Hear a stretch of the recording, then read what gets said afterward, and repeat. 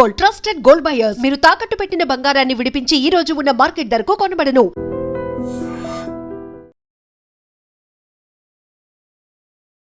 Welcome to iDream. ఇప్పుడు జరుగుతున్న యుద్ధం ఎవరికి లాభం, ఎవరికి నష్టం, వ్యక్తిగతంగా లాభం ఉందా లేదు దేశాలకు లాభం ఉందా అనే అంశంపై మనతో మాట్లాడడానికి ప్రముఖ విశ్లేషకులు సురేష్ కొచ్చేటి గారు ఉన్నారు. ఆయనకి చాలా క్లారిటీ తెలుసుకున్నాం. సార్ నమస్తే. నమస్కారం. ఫిబ్రవరి 28 స్టార్ట్ అయిన ఈ యుద్ధం కొనసాగుతూనే ఉంది. ఒకవైపు ఇజ్రాయిల్ ఆధిపత్య పోరు కోసం, ప్రపంచంలో ఆధిపత్య పోరు కోసం అమెరికా, ఈ రెండు చేసిన దేశాల్లో ఇరాన్ నలిగిపోతుంది. రెండు దేశాలు కలిపి చేస్తున్న యుద్ధంలో దేశాలకు లాభమా లేదు యుద్ధంలో వాడుతున్న ఆయుధాల సంపదకి, ఆయుధాలు చేస్తున్న వ్యాపారకు లాభమా? రెండు వైపుల నుంచి లాభాలు ఉన్నాయి. మనం చూస్తే ఒక 6 నెలల ముందు సౌదీ అరేబియా ఒక కాంట్రాక్ట్ సైన్ చేశారు యుఎస్తో 100 F-35 కొనడానికి. నాకు అర్థం కాదు, సౌదీ అరేబియా 100 F-35 ఎక్కడ పెట్టుకుంటారు? సరే, పెద్ద దేశం అది, వాళ్ళకి ఎవరితో యుద్ధం చేస్తారు? వాళ్ళు మ్యాక్సిమం హూతీల మీద ఒకసారి చేశారు యుద్ధం, అంతే. అది చాలా సంవత్సరాలు అయింది. అది ఎక్కువ కూడా అక్కర్లేదు, మీకు దానికి 10 ఎయిర్క్రాఫ్ట్ కూడా అక్కర్లేదు. అంటే వీళ్ళు ఏం చేస్తున్నారంటే సార్, అమెరికాని హ్యాపీగా పెట్టుకుంటున్నారు. ఇది మీరు చూస్తే ఐరానికలీ ఇప్పుడు ఏం జరుగుతుందంటే, ఈ మొత్తం గల్ఫ్ కంట్రీస్లో ఒకటే కంట్రీలో డెమోక్రసీ ఉంది. డెమోక్రసీ అని చెప్పలేము, ఎలక్షన్ ఉంది. అది ఏ రూట్లో వెళ్ళిన ఎలక్షన్, కానీ అది ఇరాన్లో ఉంది. అది మిగతా ఏ దేశం, Saudi Arabia, Khattar, Oman, Kuwait, Bahrain, UAE, ఎవరికి అక్కడ ఎలక్షన్ లేదు. అందరూ ఫ్యామిలీ వాళ్ళు నడిపిస్తున్నారు. ఎన్నో జనరేషన్స్ నుంచి వాళ్ళ ఫ్యామిలీ, వాళ్ళ కజిన్స్ అందరూ. వాళ్ళకు ఉన్నది ఆయిల్ అండ్ గ్యాస్, దాని మీద బతుకుతున్నారు. దుబాయ్ ఒకటే ప్లేస్ ఎమిరేట్స్లో, దుబాయ్కి ఆయిల్ లేదు, వాళ్ళు టూరిజం చూసుకుంటున్నారు. వాళ్ళు ఇరాన్లో కేవలం ఆయిల్ ఒకటే కాకుండా రాగి చాలా ఉన్నాయట కదా, ఇంకా ఉన్నాయి, ఇరాన్లో ఉన్నాయి. ఇరాన్కి ఒక అడ్వాంటేజ్ ఏంటంటే, వీళ్ళందరికన్నా పాత ఒక సివిలైజేషన్ వాళ్ళు. ఇప్పుడు హోర్మూజ్ అంటాం సార్, మనం అందరు మాట్లాడుతున్నాం. హోర్మూజ్ వర్డ్ ఎక్కడి నుంచి వచ్చింది? అది పార్సీ వర్డ్. అది పార్సీ వాళ్ళ దేవుడు పేరు, అక్కడి నుంచి వచ్చిన వర్డ్ అది హోర్మూజ్ అనేది. ఈ పార్సీలు తర్వాత పారిపోయి భారతదేశానికి వచ్చారు, మనకు తెలిసి టాటా వాళ్ళందరూ అక్కడి నుంచి అన్నమాట. ఈ పరిస్థితుల్లో యుద్ధం మొదలైనప్పుడు వీళ్ళేమనుకున్నారు, అందరూ యుఎస్కి బేస్ ఇచ్చారు. సౌదీ అరేబియాలో ఒకటికన్నా ఎక్కువ ఉంది బేస్లు. ఖత్తార్లో అన్నిటికంటే పెద్ద బేసు అలోద్ బేస్ ఉంది అక్కడ. కువైట్లో బేస్ ఉంది. బహ్రెయిన్లో 5th ఫ్లీట్ బేస్ ఉంది, నేవల్ బేస్. ఒమాన్లో బేస్ ఉంది. యుఏఈలో బేస్ ఉంది. చెప్పండి, ఏ దేశంలో బేస్ లేదని అమెరికాకి? ప్రతి దేశం ఎందుకు పెట్టుకున్నారంటే, ఒకటి అమెరికా కూడా కావాలి, బేస్ కావాలి. ఒకటి ఇంత దగ్గర ఉన్న దేశాలు మళ్ళీ ఎందుకు బేస్ పెట్టుకున్నారంటే, ఏం లేదు, వాళ్ళకు ఒక రీఅష్యూరెన్స్ అన్నమాట. దట్ మమ్మల్ని ఎవరు రేపు పొద్దున్న లేసి ఆర్మీని తీసుకొచ్చి మమ్మల్ని బయట పడేయరు, మీరు ఉన్నారు కదా, మీరు చూసుకుంటారు. వీళ్ళకి భయం ఎక్కడి నుంచి మొదలైందంటే, ఎక్కువ ఒసామా బిన్ లాడెన్ సౌదీ కదా, అక్కడున్న one of the richest families. Bin Laden family నుంచి వచ్చిన కన్స్ట్రక్షన్ ఫీల్డ్లో చాలా పెద్ద ఫ్యామిలీ వాళ్ళు, బిజినెస్. ఆ ఫ్యామిలీ నుంచి ఒక మనిషి ఒక టెర్రరిస్ట్ తయారైండు కదా, మొత్తం అటువైపు ఉన్న దేశాలను ధ్వంసం చేసిండు. తర్వాత అమెరికా మీద వెళ్ళి అటాక్ కూడా చేసిండు. వాడు రేపు మాకు మీద చేస్తే ఏం చేస్తారు అంటే, బిన్ లాడెన్ లాగా ఇంకోటి తయారైతే ఏం చేస్తారు అని ఒక భయం ఉండే వీళ్ళకి. ఆ భయం కాపాడుకోవడానికి వీళ్ళు ఎక్కువ బేసులు పెట్టడం మొదలుపెట్టారు. ఇది వీళ్ళ గేమ్ సార్. మీరు అడిగిన ప్రశ్నకి ఆయుధాలు అమ్ముతారంటే ఎస్. ఇప్పుడు మీరు చూడండి, ఈ ఆయుధాలు వీళ్ళు డ్రోన్ కొడుతున్నప్పుడు, లేకుంటే ఫతా మిసైల్ కొడుతున్నప్పుడు ఇరాన్, దీన్ని అడ్డుకోవడానికి వీళ్ళు ఇంటర్సెప్టర్స్ యూజ్ చేస్తారు. ఇక్కడి నుంచి ఒక మిసైల్ పోతుంది, ఇక్కడి నుంచి ఒక ఇంటర్సెప్టర్ వస్తుంది. వీళ్ళేమో కొట్టేది $20,000, $25,000 డ్రోన్స్. పెద్ద డ్రోనే, almost like an aircraft. Damage కూడా అది వెళ్ళి కొడితే చాలా మంచి పెద్ద డ్యామేజ్ జరుగుతుంది, మనం చూసాం కూడా. మనం అడ్డుకోవడానికి తీసుకొస్తున్న మిసైల్ అమెరికా దగ్గర నుంచి కొన్నారు, పేట్రియట్ మిసైల్. ఒక్క మిసైల్ కొడితే $1 million. ఆ మొత్తం మిసైల్ యూనిట్, కంప్లీట్ బ్యాటరీ అంటారు దాన్ని, అలా లాంచింగ్ ప్యాడు, మిగతా సిస్టమ్స్ అన్నీ కలిపి $1 billion. వాళ్ళకి డబ్బులు ఉన్నాయి, ఖత్తార్కి డబ్బులు ఉన్నాయి, ఎవరి దగ్గర లేదని చెప్పండి గల్ఫ్లో. సో వాళ్ళకి ఏంటంటే, అమెరికాని హ్యాపీ పెట్టుకోవడానికి, ఏ అమెరికన్ ప్రెసిడెంట్ వచ్చినా కానీ వాళ్ళని హ్యాపీ పెట్టుకోవడానికి ఆయుధాలు కొంటూనే ఉంటారు. కానీ ఇప్పుడు దాకా ఆయుధాలు వాడలేదు. ఫస్ట్ టైం ఒక ఛాన్స్ దొరికింది, ఆయుధాలు పనిచేస్తుందా లేదా చూద్దామని చెప్పేసి. మీరు ఒక రిపోర్ట్ వినుంటారు నడిమిట్లో, F-16 రెండు F-16 F-15 మన కువైట్లో కొట్టిపడేశారు వీళ్ళు. కువైత్ వాళ్ళే యాంటీ ఎయిర్క్రాఫ్ట్ ఫ్రెండ్లీ ఫైర్ అంటారు దాన్ని. అంటే వాళ్ళ ఎయిర్క్రాఫ్ట్ వాళ్ళే కొట్టేసుకున్నారు. దాంట్లో 2 US ఎయిర్క్రాఫ్ట్ అది F-16 అది క్రాష్ అయింది. పైలట్స్ ఆఫ్ కోర్స్ ఎజెక్ట్ అయ్యి సేఫ్ అయ్యారు, వాళ్ళు ప్రాబ్లం లేదు. ఎందుకంటే వీళ్ళకి ట్రైనింగ్ లేదు, వీళ్ళు యుద్ధం అనేది అసలు చూడలేదు వీళ్ళెవరు. Except maybe Saddam Hussein time ఉన్నప్పుడు ఇరాక్లో కొంచెం యుద్ధం జరిగింది, ఇరాన్తో జరిగింది. దాని తర్వాత కువైత్ మీద దాడి చేశారు సద్దాం హుసేన్. అది కాకుండా ఒక ఖతార్ లేకుండా ఒక బహ్రెయిన్, ఒక ఒమాన్, వీళ్ళు ఎక్కడ యుద్ధం చూడలేదు. వీళ్ళు వాళ్ళ దగ్గర సైన్యం ఉందంటే ఉందంటారు, యుద్ధం ఉంటే యుద్ధం చూడలేదు వీళ్ళు ఇప్పుడు. సో వీళ్ళు ఆయుధాలు కొంటూనే ఉంటారు సార్. అది పేట్రియట్ లాంటి మిసైల్స్ కొంటారు, వీళ్ళు షిప్స్ కొంటారు అమెరికా దగ్గర నుంచి, జర్మనీ నుంచి. అది కాకుండా వీళ్ళు మోడర్న్ మిసైల్ స్ట్రక్చర్స్ కొంటారు అక్కడి నుంచి. ఎయిర్ ఫోర్స్కి నేను చెప్పినట్టు ఇప్పుడు F-35 లాంటి జెట్స్ కొంటారు. ప్రతిదాన్ని అమెరికాని హ్యాపీ పెట్టుకుంటారు వీళ్ళు. మరి మీ అమెరికన్ బేస్ ఇక్కడ పెట్టుకోండి, ఖర్చులు 10 పైసలు ఖర్చులు అమెరికా లీజ్ ఇస్తారు, మీకు లీజ్ అమౌంట్ ఇస్తారు. ఇంకేం కావాలి సార్? సార్ ఫిబ్రవరి 28 స్టార్ట్ అయింది, కానీ 26 అంటే 2 రోజుల ముందే దాదాపు $600 మిలియన్ ఖర్చులు వేసిన వారికి సంబంధించిన మెటీరియల్ సేల్ చేయడం అంటే యుద్ధం కోసం ప్రిపేర్ అవ్వడం అనేది చాలా క్లియర్గా అర్థమవుతుంది. కానీ ఆ మెటీరియల్ అమ్మే కంపెనీలు అన్నింటిలో కూడా అమెరికా సంబంధించిన వాళ్ళ కంపెనీలు వాళ్ళే అందులో పార్ట్నర్షిప్ రాడు కదండి. అంటే మొత్తం వాళ్ళ బిజినెస్ పెరిగినట్లే కదా ఇక్కడ. కరెక్ట్. మీరు చూడండి, అమెరికాలో ఏ పొలిటీషియన్ అయినా కానీ, ఇప్పుడు మనం ట్రంప్ని తప్పుపట్టలేము. ట్రంప్ ముందని ఏ పొలిటీషియన్, బైడెన్ నుంచి మీరు బుష్ నుంచి క్లింటన్ నుంచి ఒబామా చూడండి, వీళ్ళందరూ క్యాబినెట్లో, వాళ్ళ క్యాబినెట్లో ఉండే సెక్రటరీ ఆఫ్ స్టేట్ కానివ్వండి, మిగతా డిఫెన్స్ సెక్రటరీ కానీ, వీళ్ళందరూ ఏదో ఒక రోజు ఈ అమెరికాలో ఉన్న ఆయుధ కంపెనీలకు పనిచేశారు, లాబీయిస్ట్గా పనిచేశారు, వాళ్ళ కోసం మార్కెటింగ్ ప్రమోషన్స్ పనిచేశారు, చాలా పని. ఏం లేదు, ఏజెంట్, నువ్వు ఆర్డర్ ఇప్పి సౌదీ అరేబియా దగ్గర నుంచి నీకు 10% ఇచ్చేస్తాను, ఇది ఉంటుంది అన్నమాట. మన దగ్గర ముందు బోఫోర్స్ టైంలో జరిగింది చూడండి, అట్లనే సేమ్ థింగ్. మీరు చెప్పిన ఆయుధం పర్చేస్ కూడా న్యాచురల్ యూఎస్ చేస్తున్నారు, ఎందుకంటే వీళ్ళకి భయం ఉండే ఏదో ఒక రోజు ఇది మళ్ళీ బ్రేక్అవుట్. ఎందుకంటే లాస్ట్ జూన్లో 12-day వార్ అనే ఒక యుద్ధం జరిగింది ఇరాన్తో, మీకు గుర్తుంటుంది. దాంట్లో లాస్ట్లో అమెరికా వాళ్ళ B-50 బాంబర్స్ తీసుకొచ్చి బాంబ్ చేసిన తర్వాత మొత్తం వార్ ఫినిష్ అయింది. అప్పుడు మళ్ళీ మొదలైంది అది 28 తారీఖు. అంటే 2 దేశాలకు 3 దేశాలు కొట్టుకున్నా వాళ్ళకి మాత్రం లాభం ఉంటుంది. కరెక్ట్. కంపెనీ వాళ్ళకి, అమెరికన్ కంపెనీస్కే లాభం ఉంటుంది. ఎందుకంటే ఇప్పుడు మీరు ఒక రీఫ్యూలింగ్ ఎయిర్క్రాఫ్ట్ ఇవాళ ఒకటి క్రాష్ అయింది, మీరు వినుంటారు, ఇరాక్లో అమెరికన్ రీఫ్యూలింగ్ ఎయిర్క్రాఫ్ట్. ఎవరు తయారు చేస్తారు? బోయింగ్ అనగానే మనం అనుకుంటే సివిలియన్ ఎయిర్క్రాఫ్ట్ కంపెనీ కాదు, వాళ్ళకి మిలిటరీ డివిజన్ కూడా ఉంది, వాళ్ళకి రేథాన్ ఉంది, ఎన్నో కంపెనీలు ఉన్నారు అట్లా అమెరికాలో, మెక్డొనాల్డ్ డగ్లస్ ఉంది. వీళ్ళందరి పని ఏంటంటే మిలిటరీ హార్డ్వేర్ తయారు చేయడం. అమెరికాకి ఎక్కడెక్కడో, South Korea for example, South కొరియాకి ఆయుధాలు అమ్ముతారు అమెరికా, జపాన్కి అమ్ముతారు. ఎందుకంటే సౌత్ కొరియా దగ్గర చెప్పారు, మీరు షిప్ బిల్డింగ్ మీ ఎక్స్పర్టీస్, ఎలక్ట్రానిక్స్ మీ ఎక్స్పర్టీస్, మీరు అది చూసుకోండి, మీరు దీంట్లో వచ్చి పడకండి, డిఫెన్స్ అంతా మేము చూసుకుంటాం, మీకు ఏం కావాలో చెప్పండి, ఆయుధాలు మేము తెచ్చిస్తాం.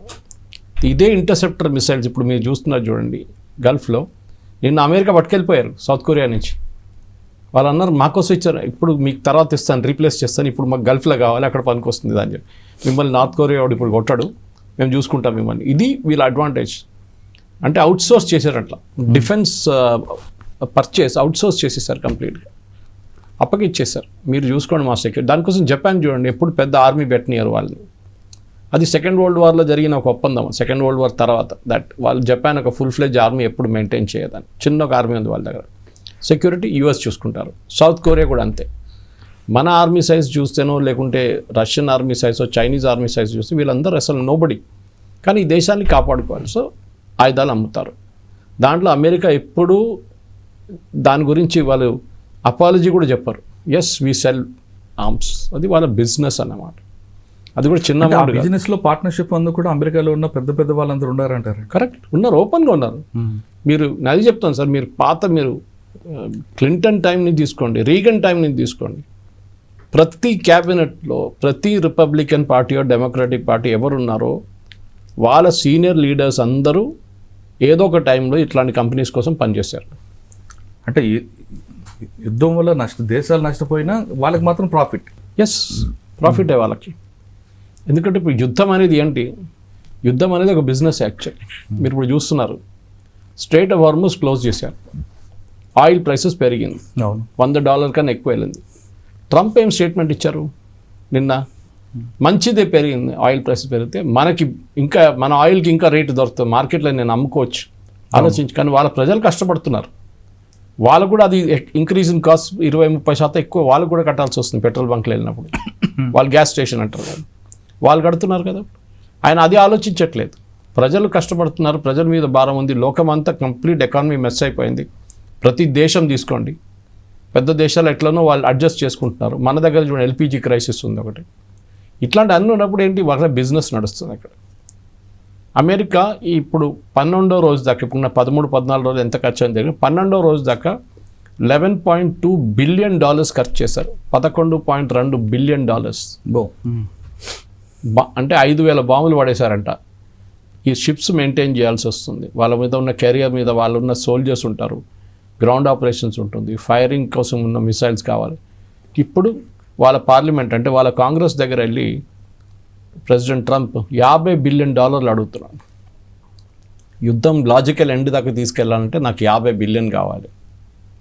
ఇవ్వకపోతే ఏమంటాడు, మీరు రష్యాకి అమ్మకూడదు పోయా, మీరందరూ రష్యా ఇప్పుడు దీనిలో అడ్వాంటేజ్ తీసుకుంటారండి. కరెక్ట్, రష్యా కూడా అడ్వాంటేజ్ ఉంది. మీరు అమెరికా గురించి అడిగారు, మొన్నదాకా రష్యన్ ఆయిల్ అమ్మొద్దని చెప్పిన వాళ్ళు ఇప్పుడు వెళ్ళి ఇండియా దగ్గర వెళ్ళి మీరు రష్యన్ ఆయిల్ కొనుక్కోవాలని చెప్తున్నారు. యూరోప్ దగ్గర గ్యాస్ కొనకూడదని చెప్పి యూరోప్ వాళ్ళు అడుగుతున్నారు, మా గ్యాస్ కావాలి రష్యా దగ్గర నుంచి. పుటిన్ అల్టిమేట్ విన్నర్ సార్ ఈ యుద్ధంలో. ఎవరైనా అడిగితే ట్రంప్ కాదు, ఇరాన్లో ఉన్న సుప్రీం లీడర్ కాదు, ఇట్ ఈస్ యాక్చువల్లీ పుటిన్. ఇప్పుడు ఎవరు యుక్రెయిన్ రష్యా యుద్ధం గురించి అసలు మాట్లాడలేదు. అక్కడ ఏం జరుగుతుందో ఎవరికి తెలియదు. యూరోప్ మొన్నదాకా ఆయుధాలన్నీ యుక్రెయిన్కి అమ్మారు, అది కూడా బిజినెసే కదా సార్. అవును, అది కూడా బిజినెసే. అంటే యుద్ధంలో ట్రంప్ కానీ ఇరాన్ కానీ కాకుండా ఈ ఆయుధాలు అమ్ముతున్న కంపెనీ వాడికి 100% బెనిఫిట్. ట్రంప్ ఏం చేశాడు, బైడెన్ ఉన్నప్పుడు దాకా సార్ వీళ్ళేం చేశారంటే గ్రాంట్గా ఇచ్చారు అమౌంట్, అంటే మీరు తిరిగి కట్టక్కర్లేదు. యూరోప్ కూడా అంతే. యూరోప్ ఏం చేశారంటే రష్యా దగ్గర ఉన్న $300 బిలియన్ వాళ్ళ బ్యాంకులలో పడి ఉండే, అది సీజ్ చేసి ఆ డబ్బులు తీసుకొని వీళ్ళకి ఆయుధాలు అమ్మారు. అప్పుడు వాళ్ళు కట్టక్కర్లేదు యుక్రెయిన్. కానీ ట్రంప్ వచ్చిన తర్వాత రూల్ మార్చేసాడు. ట్రంప్ అన్నారు ఇంకా ఫ్రీగా ఇవ్వడం లేదు, మీరు డబ్బులు కట్టండి. సో జెలెన్స్కీ చేయి లేపేశాడు, నా దగ్గర డబ్బులు ఎక్కడ, నా డబ్బులే లేవు నా దగ్గర.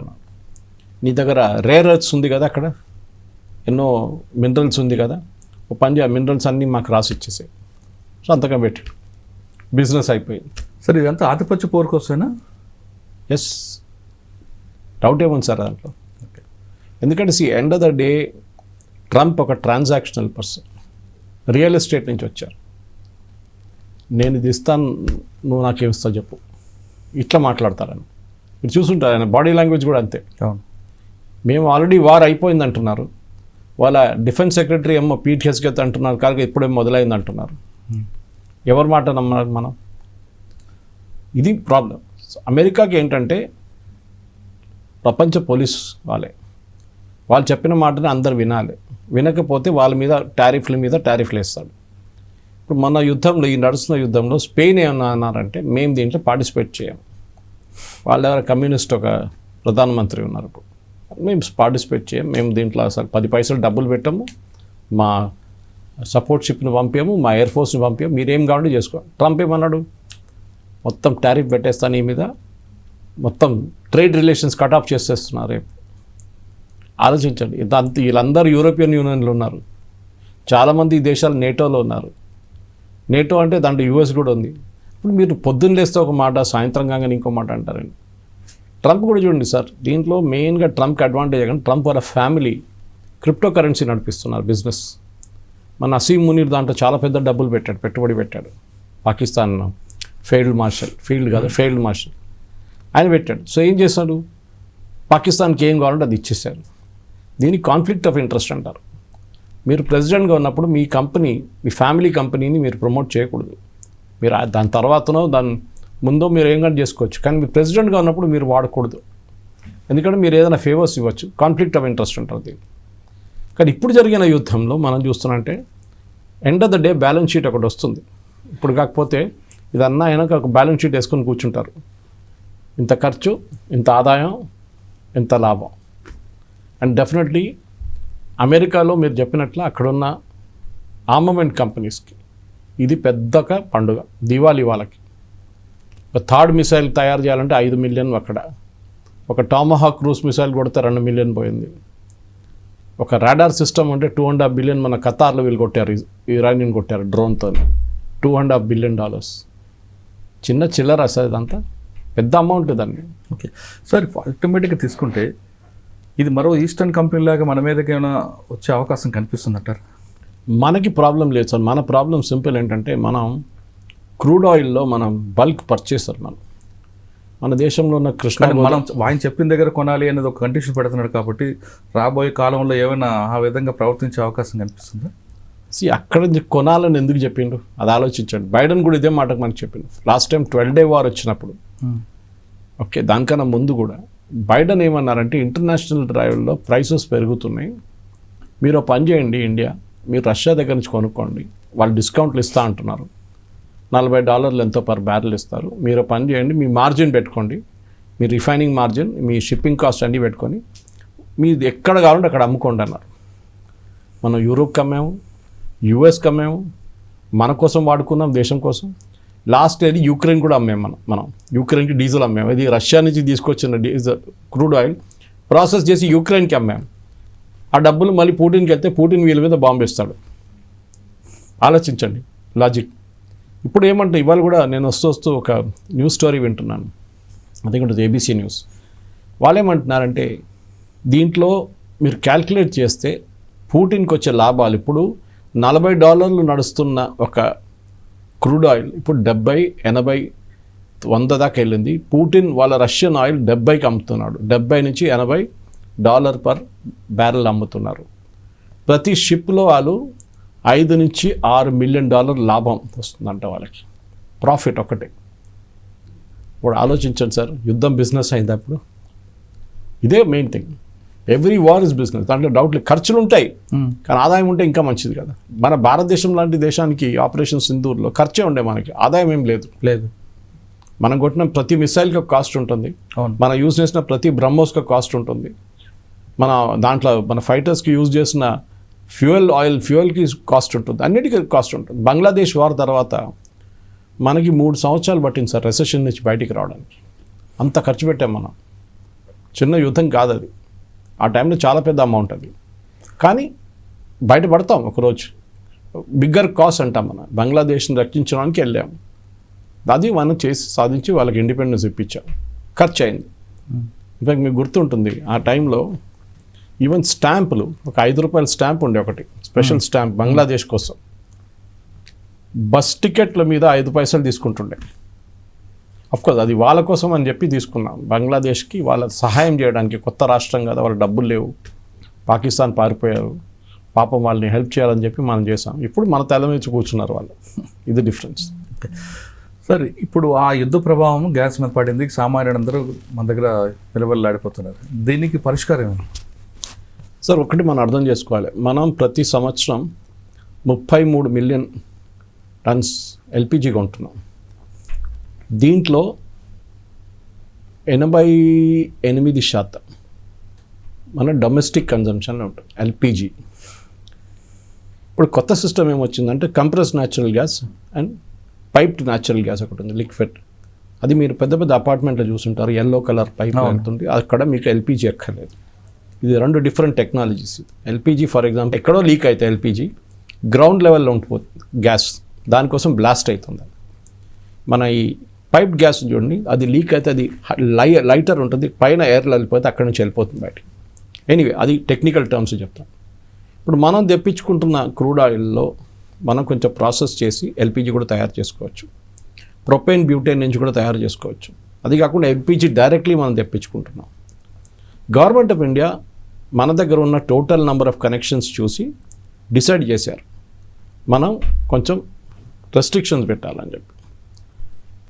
మోదీ గారు టేక్ ఓవర్ చేసుకున్నప్పుడు సార్, నా for remember my memory serves me right, 14,50,00,000 మంది ఎల్పిజి కన్జ్యూమర్స్ ఉన్నారు మన దేశంలో 2015లో మోదీ గారు నుండి అప్పుడు టేక్ ఓవర్ చేశారు. 2026కి వచ్చేదాకా ఇప్పుడు ఆ నంబర్ 33 కోట్లు అయింది. 14 కోట్లు ఉన్న ఎల్పిజి కనెక్షన్స్ 33 కోట్లు ఉంది. మీరు అడగవచ్చు డబుల్ కన్నా ఎక్కువ ఎట్లా అయింది. మన దేశం పాపులేషన్ 140 కోట్లు, 33 ఇంటూ 4 నలుగురు ఉంటారు కదా ఒక ఫ్యామిలీ, ఆల్మోస్ట్ మన పాపులేషన్. దాని జరిగింది ఎందుకంటే ఈ ఉజ్వల స్కీమ్ తీసుకొచ్చారు మోదీ గారు. దాంట్లో 10 కోట్ల మందికి ఉజ్వల స్కీమ్లో బెనిఫిట్ ఇచ్చారు సబ్సిడీతో. మీరు 14 + 10 యాడ్ చేస్తే మీకు 24 వస్తుంది, 25 అనుకోండి బికాస్ 0.5 ఉంది. దాంతోపాటు రెగ్యులర్గా ఫ్యామిలీస్ ఇప్పుడు స్ప్లిట్ అవుతున్నారు. స్ప్లిట్ అంటే ముందు కుటుంబం నుంచి విడిపోయి పెళ్లి అయిన తర్వాత వాళ్ళు వెళ్ళి సెటిల్ అవుతుంది, వాళ్ళు కొత్త గ్యాస్. కొంతమంది ఇంట్లోనే 2 కుటుంబాలు 2 వంటిల్లు ఉంటున్నాయి. అదే టెక్నికల్ రూల్ ఏంటంటే మీకు ఒక కొత్త కనెక్షన్ మీ అదే ఇంట్లో అప్లై చేయాలంటే మీకు ఇంకొక కిచెన్ చూపించాలి. మీరు చూపించాలి. పాత సిస్టంలో ఉండేది. అవును, వాళ్ళు వచ్చి ఇన్స్పెక్ట్ చేస్తారు, 2 కిచెన్లు ఉన్నాయా, 2 ఉన్నాయా అని చెప్పి. అప్పుడు వీళ్ళు తయారు చేస్తారు కిచెన్ దానికోసం. ఎనీవే ఇప్పుడు అదంతా చాలా ఈజీ అయిపోయింది, ప్రాబ్లం లేదు. మన ప్రాబ్లం ఏంటంటే ఒకటి మనం మొత్తం బయట నుంచి తెప్పించుకుంటున్నాం. ఈ యుద్ధం వచ్చిన తర్వాత naturally Saudi Arabia which is one of the world's largest gas producer and Qatar వీళ్ళిద్దరు ప్రొడక్షన్ ఆపేశారు. ఆ వార్ మొదలై అప్పుడే ఆ టైంలోనే మనం 8 ట్యాంకర్లు ఎల్పిజి ఫిలప్ చేసుకొని సౌదీ అరేబియా దగ్గర నిలబడింది. ఇప్పుడు కూడా అది స్ట్రైట్ ఆఫ్ హార్మూజ్ క్రాస్ చేయాలి. మొన్న మన ఒక షిప్ 2 షిప్లు క్రాస్ చేసినాయి. జయశంకర్ గారు వాళ్ళ ఫారిన్ మినిస్టర్తో మాట్లాడారు. మన దగ్గర కావాల్సిన కెపాసిటీ మనకి ఉంది ఎల్పిజి డొమెస్టిక్ సెగ్మెంట్కి. మన ఇంపోర్ట్ చేస్తున్న టోటల్ కెపాసిటీలో సార్ 8% కమర్షియల్కి వెళ్తుంది. అంటే హోటల్ కానీ, డాబాలు కానీ, టిఫిన్ సెంటర్లు కానీ, ఇండస్ట్రియల్ క్యాంటీన్ కానీ, కాలేజ్ క్యాంటీన్లు కానీ, ఏదైనా దీనికి 8%. అంటే 33 మిలియన్ టన్స్లో 8% వెళ్తుంది కమర్షియల్. కానీ అన్నిటికంటే పెద్ద లొల్లి వాళ్ళ దగ్గర నుంచి వస్తుంది. డొమెస్టిక్ సెగ్మెంట్ ఏమవుతుందంటే మన దగ్గర ఒక ఫిలాసఫీ ఉంది సార్, అది మనం ఎప్పుడు నాకు అర్థం కాదు. అది ముందు పెట్రోల్ ప్రైసెస్ వారానికి మార్చుతుండే గవర్నమెంట్, కాకుండా 14 రోజులు ఒకసారి ₹1.20 పెరిగింది అనగానే అక్కడ పెట్రోల్ బంక్ అవుట్ లైన్ ఉంటుంది, ఫుల్ ట్యాంక్ కొట్టించుకుంటారు అందరూ. నాకు అర్థం కాదు. ఈవెన్ మర్సిడీస్ బెంజ్ కూడా ఉంటాడు ఆ లైన్లో. 2 గంటల సేపు 3 గంటల సేపు బండ్లో కూర్చొని ఆ బండి నడిపించుకొని ఉన్న ఫ్యూయల్ అంతా ఖర్చు చేసి మళ్ళీ వెళ్ళి ఫుల్ ట్యాంక్ కొట్టించుకుంటాడు. ఒక ₹100 ₹200 యూ కెన్ సేవ్ అంతే. ఎందుకంటే రేపు పొద్దున పెరుగుతున్న రేటు పెరుగుతుంది. ఇప్పుడు కూడా అదే జరిగింది. ప్యానిక్ బయింగ్ ఎందుకు? ఒక ఇంట్లో మీకు ఒక యావరేజ్, మా ఇంట్లో చూస్తే మేము మా హస్బెండ్ వైఫ్ మేము ఇద్దరం ఉన్నాం, కూతురు పెళ్ళి అయిపోయింది, సెటిల్ అయిపోయింది. మేము మా ఇద్దరికి 45 రోజులు వస్తుంది సార్ గ్యాస్. ఓకే, ఇంటింటికి వేరీ కావచ్చు. కొంతమంది నాన్ వెజ్ వాడతారు, మా దగ్గర vegetarian pure, so no problem. మనం ఒక 30 రోజులు తీసుకుందాం. గవర్నమెంట్ ఏమన్నారు ముందు 20 రోజుల తర్వాత, అంటే మీరు ఇవాళ మీరు గ్యాస్ అయిపోయింది, మీరు ఆర్డర్ చేయడానికి మీరు లాస్ట్ ఎప్పుడు ఆర్డర్ చేశారో అక్కడి నుంచి 20 రోజులు. సో 1 మార్చ్కి మీరు ఆర్డర్ చేశారు, లాస్ట్ మార్చ్ 20th చేయాలి, అది 25th చేశారు. అంతే, ఒక టెంపరీ పీరియడ్ అది. అప్పుడేమైంది, ప్యానిక్ అయిపోయారు. అరే అయిపోతుంది గ్యాస్ అంతా, ఇక గ్యాసే లేదు, అందరు లైన్ కట్టేశారు. ప్రతి ఎక్కడికైనా మీరు ప్రాబ్లం కూడా మీరు ఇందాక చెప్తున్నట్లుగా కమర్షియల్ దీంట్లో వచ్చింది. కమర్షియల్ ప్రాబ్లం ఎక్కడ వచ్చిందంటే సార్, ఇది గవర్నమెంట్ ముందు నుంచి చేయాలండి ఒక పని. ఈ కమర్షియల్ రిలయన్స్ వాళ్ళంటే ఇడిచేసేయాలండే, నయారా రిలయన్స్ దగ్గర చెప్పాలండే, బాబు ఈ కమర్షియల్ అంతా మిమ్మల్ని అప్పగిచ్చేస్తున్నాం, మీరు మార్కెట్ రేట్ పెట్టి వాళ్ళకి అమ్ముకోండి, వాళ్ళకి సంబంధం లేదు. కానీ గవర్నమెంట్ ఇప్పటి నుంచో పోనీలే అని చెప్పేసి, ఇవాళ పొద్దున నేను ఒక స్టూడియోకి వెళ్ళాను, స్టూడియో పేరుగా చెప్పకూడదు కానీ దాని పక్కన ఇంకొక టిఫిన్ సెంటర్ ఉండే, అక్కడ వెళ్ళాను బ్రేక్ఫాస్ట్ చేద్దామని చెప్పి. అక్కడ చూస్తే డొమెస్టిక్ సిలిండర్ వాడుతున్నారు టిఫిన్ సెంటర్లో. నేను అడగలేదు, మళ్ళీ నాకు బాధ అనిపించింది. మేబీ వాళ్ళకి ఇప్పుడు రావట్లేదేమో, 19 కిలోమీటర్ కమర్షియల్ రావట్లేదు, వాళ్ళు డొమెస్టిక్ సిలిండర్ వాడుకుంటారు. మిస్యూస్ ఇన్ సార్ సిస్టంలో చాలా మంది. అంటే వాళ్ళు అది వాడకపోతే వాళ్ళ జీవనం గడదు కదా. ప్రాబ్లం ఏంటంటే పెద్ద హోటల్ వాళ్ళకి ప్రాబ్లం లేదు, వాళ్ళకే వస్తుంది. చిన్న వాళ్ళకి domestic to commercial rate difference ఇది 900, అదేమో 1400-1500. సో న్యాచురల్లీ వాళ్ళు టిఫిన్ సెంటర్ వాళ్ళు మిర్చి బజ్జీ తయారు చేసే వాళ్ళు ఇది డొమెస్టిక్ వాడుకుంటున్నారు. దీనికి ఒక సొల్యూషన్ కావాలి మనకి. ఎందుకంటే మనం కమర్షియల్లో మనం చెప్పాను చూడు, ఇప్పుడు 8% ఉంది, కానీ వాళ్ళ దగ్గర నుంచి అన్నిటికంటే ఎక్కువ టిఫిన్. ఇప్పుడు ఇవాళ కూడా లంచ్ నేను చేయడానికి బయటకు వెళ్తే వాడు పెద్ద కాంప్లికేటెడ్ ఒక సెంటర్ ఉంది మన దగ్గర, స్టూడియో దగ్గరే, ఇంత పెద్ద మెనూ కార్డు ఉంది. వాడు చూస్తే వాడు ముందు ఒక పేపర్ పెట్టాడు, ఈ ఇండియన్ మీల్స్లో ఇది ఉంది ఇది తీసుకోండి అంతే. ఏమైందిరా అంటే గ్యాస్ లేదంటున్నాడు. సరే నో ప్రాబ్లం, అది అడ్జస్ట్ చేసుకోవాల్సింది. Good lesson. తిరుమలలో సార్ గ్యాస్ యూస్ చేస్తారా? స్టీమ్ కదా. అవును, కొచ్చిన్ ఎయిర్పోర్ట్ టోటలీ సోలార్ మీద నడుస్తుంది, ఇంక్లూడింగ్ దర్ కిచెన్స్. అవును, అంటే మీరు ఇంగ్లీష్లో అంటారు necessity the mother of invention. అంటే మీరు ఆ టైంకి వచ్చినప్పుడు అందరు ఇప్పుడు మైక్రోవేవ్ ఎక్కడ, పాత ఇండక్షన్ కుక్కర్ పైన ఎక్కడ పడింది కదా, బయటికి ది అని చెప్తున్నారు, మర్చిపోయారు దాని గురించి. సో దీదే మన దగ్గర ప్రాబ్లం ఎక్కడ వస్తుందంటే, మనం ఎనర్జీ ఇంటెన్సివ్ నేషన్. మనం చైనా మనం కలిసి చూస్తే ఇప్పుడు స్ట్రైట్ ఆఫ్ హార్మోస్ నుంచి బయటికి వస్తున్న ఫ్యూయల్లో 50% మనం ఇద్దరు కలిసి వాడుకుంటున్నాం, 50%. ఎందుకంటే స్ట్రైట్ ఆఫ్ హార్మోస్ నుంచి వచ్చే ఆయిల్ అంతా ఏషియాకి వెళ్తుంది, యూరోప్కి వెళ్ళదు. ఇటువైపు రెడ్ సీ ఉంది చూడండి, అక్కడ రెడ్ సీ నుంచి వస్తున్న వాళ్ళు హూతీలు కూర్చున్నారు అక్కడ, ఆ పక్క అది యూరోప్ వైపు వెళ్తుంది. ఇటు తిరిగితే హూతీలు కొడతారు, అది ఏషియా వైపుకి వస్తున్నా అని చెప్పి. అది యూరోప్ వాళ్ళు కొట్టలేరు, అది వెళ్ళిపోతుంది. యూరోప్ దగ్గర ఏంటంటే వాళ్ళు కూడా డిపెండెంట్ ఆన్ ఫ్యూయల్ రేట్స్. కానీ వాళ్ళు ఇప్పుడు దాకా ఈ రష్యా యుక్రెయిన్ వార్ మొదలయ్యాక రష్యా మీద డిపెండెంట్ ఉన్నారు సార్ వాళ్ళు చాలా మటుకు. రష్యా వాళ్ళకు గ్యాస్ ఇస్తుండే అండ్ ఫ్యూయల్ ఇస్తుండే. వీళ్ళు రష్యా మీద బ్యాన్ పెట్టారు. ఇప్పుడు ఏమైంది, మొన్నప్పుడు ఈ క్రైసిస్ మొదలైనప్పుడు పుటిన్ దగ్గర వెళ్ళి అడుగుతున్నారు మీరు గ్యాస్ ఇస్తారంటే, పుటిన్ అన్న నేను పిచ్చోడు అనుకున్నావా, నాకు కావాల్సినప్పుడు మీరు చేయించేశారు, ఇండియాని హెల్ప్ చేస్తారు, ఎందుకంటే వాళ్ళు ప్రాబ్లం ఉన్నప్పుడు ఇండియా మా దగ్గర కొన్నారు, వీ విల్ హెల్ప్ దెమ్ అన్నారు. ఇది మనం మర్చిపోకూడదు సార్. యూరోప్లో ఇప్పుడు ఆల్మోస్ట్ 20% ఇన్ఫ్లేషన్ ఉంది అట్ ద బంక్. ఆలోచించండి, ప్రతి దేశానికి ప్రాబ్లం. బంగ్లాదేశ్ దగ్గర డీజిల్ లేకుండా మన దగ్గర అడిగితే మనం 500 మిలియన్ టన్స్ ఇచ్చాము, 500 MT ఇచ్చాము మనం. ఇది ప్రాబ్లం. ప్రతి నేపాల్ ఆలోచించండి, వాళ్ళ పోర్ట్ కూడా లేదు, ల్యాండ్ లాక్ కంట్రీ. అంటే మనం ఆల్టర్నేటివ్ చూసుకోకుండా ఒకదాని మీద డిపెండ్ అవుతున్నాం. అదే కదా. ఇప్పుడు సడన్గా నేను చెప్తాను, చాలామంది మా ఫ్రెండ్స్ వాళ్ళ పొద్దున్నే చూస్తున్నారు, అందరు సోషల్ మీడియా పోస్ట్లో వాళ్ళు ఇండక్షన్ కుక్కర్ మీద, ఇండక్షన్ ఇది టీ తయారు చేయడానికి ఫ్లాస్క్, ఎలక్ట్రిక్ ఫ్లాస్క్, అంటే మీ దగ్గర ఉంది ఇదంతా తీసి లోపల పెట్టారు. ఇప్పుడు వాళ్ళు వాడుతున్నారు.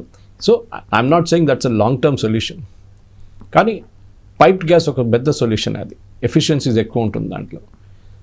పెద్ద పెద్ద కమ్యూనిటీస్ అంతా పైప్ గ్యాసే వాడాలి. కానీ మన దగ్గర కూడా అంత ఎక్స్పాన్షన్ బాగా జరగట్లేదు. భాగ్యనగర్ గ్యాస్ మన దగ్గర ఉంది, మా ఇంటి పక్క నుంచి వెళ్తుంది, కానీ మా కాలనీలు ఎక్కడ ఇవ్వలేదు వాళ్ళు ఇప్పుడు దాకా. వాళ్ళు పెద్ద పెద్ద అపార్ట్మెంట్ చూస్తున్నారు, వాళ్ళకి అక్కడే ఎకానమీస్ ఆఫ్ స్కేల్ అంటాం మనం, వాళ్ళ లాభం వస్తాను. కానీ ఇప్పుడున్న దాంట్లో ప్యానిక్ బైక్ చేయకూడదు. నేను అది మళ్ళీ ఎందుకంటే మీరు ఎన్ని సిలిండర్ తీసుకొని ఇంట్లో పెట్టుకుంటారు, మీకు 5 రోజులకు ఒక సిలిండర్ కావద్దు కదా, మీరు టిఫిన్ సెంటర్ నడిపిస్తే అవుతుంది అది. అది కాకుండా మీరు నార్మల్ 3 ఉన్న ఇంట్లో కూడా నెలపాట నడుస్తుంది. అది ప్యానిక్ బైయింగ్ ఎందుకు? ఇది మన మెంటాలిటీలో ఉంది సార్. ఇది ఏదైనా షార్టేజ్ వస్తుంది అనగానే నెక్స్ట్ డే అంటే అదే గంటలు అందరి లైన్లో పడతారు. అరే పెరుగుతుంది, అవి ఇంత 10 పైసలు పెరుగుతుంది, అటే ఇవ్వాలి తీసుకోవాలి నేను.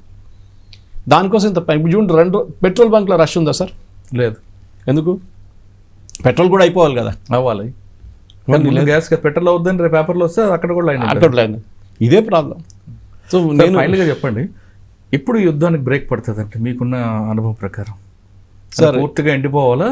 అమెరికా లేదు, ఆ 3 కండిషన్లు ఒప్పుకుంటే అమెరికా యుద్ధం మొదలుపెట్టింది. ఇప్పుడు ఇరాన్ ఏమంటారు, మేము డిసైడ్ చేస్తాం ఎప్పుడు బంద్ చేయాలనేది. 2 సెనారీస్ ఉన్నాయి సార్. ఒకటి, ఇరాన్ దగ్గర ఆయుధాలు అయిపోతాయి, డ్రోన్లు కానీ మిసైల్ కానీ. వాళ్ళు ఫస్ట్ డే ఫైర్ చేసిందికి అంటే 28 తారీఖు రాత్రి ఫైరింగ్ మొదలు పెట్టారు వాళ్ళు. దాని నెక్స్ట్ డేకి వచ్చేదాకా 60% పడిపోయింది, దాని తర్వాత 40% పడ్డది మళ్ళీ. ఇప్పుడు ఇరాన్ రేషన్ చేసి కొడుతున్నారు. ఎక్కడి నుంచో వాళ్ళ దగ్గర ఆయుధాలు ఉన్నాయి. ఇంకా ఫర్ ఎగ్జాంపుల్ లాంచర్స్, మీరు మిసైల్ లాంచ్ చేయాలంటే ఒక లాంచర్ కావాలి. మన దగ్గర గణేష్ తీసుకెళ్తారు చూడండి, అట్లాంటి ఒక ట్రక్, ఆ ట్రక్ మీద ఒక యాంగిల్లో ఒక మిసైల్ లాంచర్ ఉంటుంది. దాన్ని ఇట్లా పెట్టి మిసైల్ ఎక్కించి కోఆర్డినేట్స్ దాంట్లో కొట్టి ఫైర్ చేయాలి. ఈ ఎంటైర్ ప్రాసెస్ మీకు అర్ధగంట తీసుకుంటుంది. మీరు మొత్తం ప్రిపేర్ చేసి బయటికి తీసుకొస్తే 5 నిమిషాలు తీసుకుంటుంది. అంటే ఎక్కడో దాచిపెట్టారు బేస్మెంట్లో, బయట గుంచుకొచ్చి పెట్టింది. ఈ 5 నిమిషాల్లో లేకుంటే 30 నిమిషాల్లో పైన శాటిలైట్ చూసుకుంటుంది మిమ్మల్ని. మీ కోఆర్డినేట్స్ మార్క్ చేసి ఒక మిసైల్ పంపిస్తారు. అది లాంచ్ చేసి పక్కన వెళ్ళంగానే ఇది మొత్తం పేలిపోతుంది. So launcher cannot be used again. ఈ లాంచర్ లేకుండా మిసైల్ పెట్టి ఏం చేయలేరు. డ్రోన్స్ యూజ్ చేయొచ్చు. డ్రోన్స్ మన దగ్గర పికప్ ట్రక్స్ ఉన్నాయి చూడు, చిన్నది పోర్టర్ లాంటి వెహికల్స్ వస్తాయి, దాంట్లో పెట్టి లాంచ్ చేయొచ్చు మీరు. అది కూడా ఒక లిమిట్ ఉంటుంది. ఎవరు అమ్ముతున్నారు వీళ్ళకి? ఇప్పుడు ఎవరు అమ్మరు ఈ టైంలో. వాళ్ళ దగ్గర ఉన్నదే వాళ్ళు ఎక్స్పెండ్ చేస్తున్నారు. సో ఏదో ఒక రోజు ఇది అయిపోతుంది, అప్పుడు యుద్ధం ఆగొచ్చు. ఇటువైపు అమెరికా వైపు నుంచి చూస్తే వాళ్ళు ఇప్పుడు యుద్ధం అయిపోయిందని వెళ్ళిపోతే కూడా ఏం కాదు. ఇరాన్ అంటారు మీరు ఎక్కడ పోతాం ఉండండి, ఇంకా యుద్ధం కాలేదు, మనం ఇంకా కొట్టుకోవాలి, మనం మీరు ఎట్లా వెళ్తారు అట్లా, మీరు ఇంత చేశారు, మా ధ్వంసం చేసి వెళ్తున్నారు, మమ్మల్ని 3 కండిషన్స్ పెట్టాము, మీరు ఎంత ధ్వంసం చేశారు, ఆ డబ్బులను మాకు ఇవ్వండి, మా లీడర్ని చంపారు, మేము ఇడిచేస్తాం అనుకున్నారా మిమ్మల్ని, అట్లా. సో ఇది అసిమెట్రిక్ వార్ అంటారు దీన్ని, మనం వియట్నాంలో చూసాం ఇది. సార్ లీడర్ అని ఉన్నారు కాబట్టి ఒక దేశ అధ్యక్షుడిని అమెరికా దారుణంగా చంపడం, మరొక దేశ అధ్యక్షుడిని రాత్రి కిడ్నాప్ చేయడం, ఇన్ని జరుగుతున్నప్పుడు ప్రపంచంలో మిగతా దేశాలు ఇంక్లూడింగ్ భారత్ కూడా ఖండించడం ఎందుకు లేదండి? కన్నీ చేంజ్ చేస్తారు, కనీసం రేపొద్దు మనకు కూడా రావచ్చు కదా అటువంటి సమస్య. మనకు చేయరు, దానికి తెలుసు వాళ్ళకి. ఈ మడూరో అని చెప్పిన మనిషి ఒక మహాత్మాయత కాదు, నాడు నంబర్ 1 ఫ్రాడే, అందరు తెలుసు, ఎంతమందిని చెప్పారు అందరు తెలుసు. అందుకని ముందు హ్యూగో షావేస్ అని ఉండే వాళ్ళ బాస్, ఈక్వల్లీ నోటోరియస్ ఫెలో. అక్కడ ఉన్న అమెరికన్ కంపెనీలు అందరినీ నేషనలైజ్ చేసి పడేశారు, ఆయిల్ కంపెనీస్, షెవర్స్ కానీ, ఇది మన ఎక్సాన్ మొబైల్ కానీ, షెవ్రాన్ కానీ, వీళ్ళందరినీ. సో ఇక్కడ ఇరాన్లో వీళ్ళు కూడా మహాత్మాలు గారు ఎంతోమందిని చంపారు. మొన్న 1500 నుంచి కొంతమంది 3000, 4000 అంటున్నారు, అంతమందిని చంపారు కదా. So they are also not equally. America ఎవరు ఎంటబడతారు సార్? ఏ దేశంలో ఆయిల్ ఉంది? భారతదేశంలో ఆయిల్ ఉందా?